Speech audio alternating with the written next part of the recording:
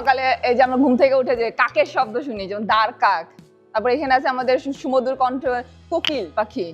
তারপর উপরে আছে তিলা ঘুঘু, নিচে টিয়া পাখি, তার নিচে আছে এটা হচ্ছে আমাদের ময়না পাখি। তারপর পেঁচা, ছোট পেঁচা, হলদে পাখি বা কুটুম পাখি বলি। তারপর উপরে এটা সাত ভাইলা, তারপর ঝুটি শালিক, আর নিচেরটা হচ্ছে কানিবগ, আর উপরে হচ্ছে ছোট শালিক এক ঝাঁকে।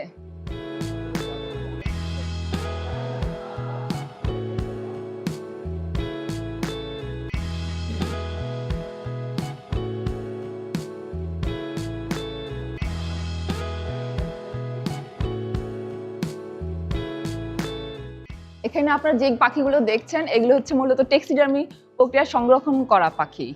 তো আমরা যে বিভিন্ন মৃত যে পাখি আমরা পাই বিভিন্ন জায়গা থেকে সংগ্রহ করি, ওই পাখিগুলোকে বিভিন্ন একটা বিশেষ প্রক্রিয়ার মাধ্যমে চামড়াটাকে সংরক্ষণ করি এবং তার পাখির অবয়বটাকে ঠিক রেখে এগুলোকে গ্যালারিতে প্রদর্শনের ব্যবস্থা করি। মানে এগুলো আমরা যে মারা যাওয়ার পর বিভিন্ন সোর্স থেকে খবর পাই, তারপরে অনেকে আমাদের কাছে নিজেরাও নিয়ে আসে।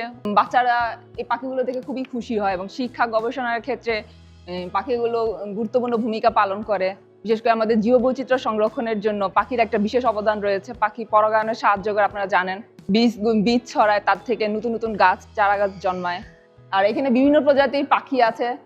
আমাদের যে সকালে ঘুম থেকে ওঠার পর যে পাখিগুলো দেখি সেগুলো থেকে শুরু করে একদম দুষ্প্রাপ্য পাখি যেগুলো, সেগুলো আছে। যেমন সাত ভাইলা, ওই পাখিটা খুবই দুষ্প্রাপ্য, এগুলো এন্ডেঞ্জার্ড পাখি বলে।